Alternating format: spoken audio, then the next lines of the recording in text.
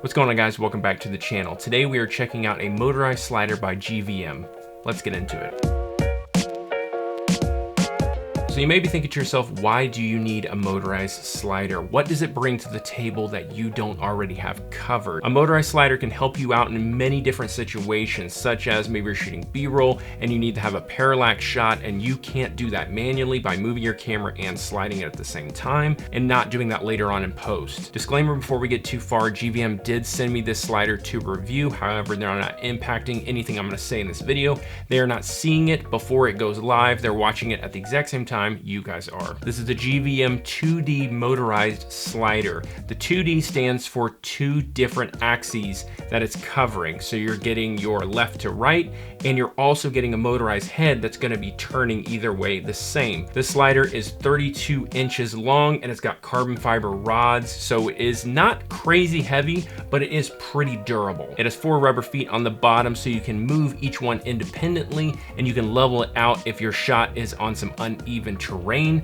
as well as it has the tripod plate on the bottom. It runs off of 2 MPF batteries that attach at the end of it. There's multiple speeds you can set from 1% all the way up to 100%. So if you want your shot really fast or really slow to a crawl, maybe you're doing a time lapse, you're able to do that. And the slider can hold an overall weight of 11 pounds. Now let's go over the pros and cons of this slider because there's some good and there's some not good.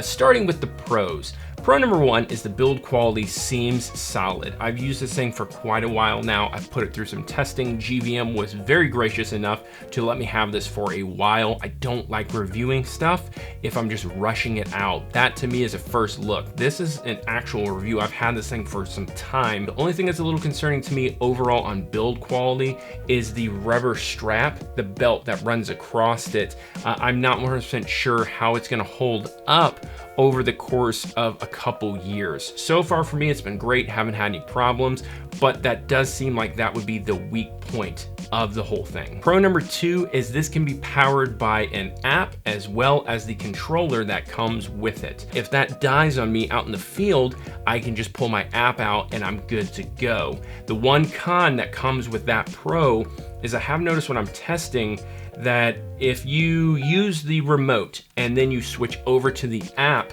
it has a hard time sometimes switching between the two. So you almost have to power one off and then turn the slider off, turn it back on and have it connect to your phone. I had the same problem happen when I had it connected to my phone and then I shut my phone off and I wanted to use the controller and it was not finding the controller. So I actually had to go in the app on my phone, quit that app, and then it found it immediately on the controller. However, I am very appreciative that they actually give me the option to either go from the app or the remote control to power the device. Now let's talk about the 2 cons that really bother me about this slider. Starting with con number 1, when you are doing an infinite loop or you want it to just come to a stop, it is not a smooth stop. If I was using this for an interview or a podcast and I wanted a second camera angle to be a looping movable shot and I wanted to use this to keep this person in frame at all times, it would kind of annoy me that I would have to cut every time before we would get to the end. You could use it if you're in a pinch,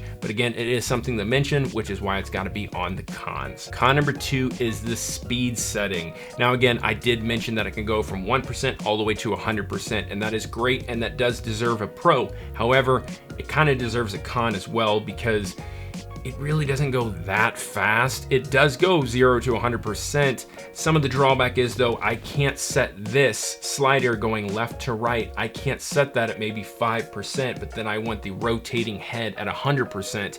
You can't do that. You're getting one speed across the whole thing. I would like the control to be able to pick each one and set different speeds. I do feel like that is something they could easily address in a firmware update. The third and last con is the noise this slider puts off. It's kind of a higher pitch motorized noise. Again, I understand this is a motorized slider, but I have tested quite a few different sliders along this price point and none of them are near this loud. It's not crazy loud, but you can tell when it's turned on. If you're planning on putting this next to another camera, that it may pick up on audio depending on how close your audio source is. So what are my overall thoughts of the GVM 2D motorized slider?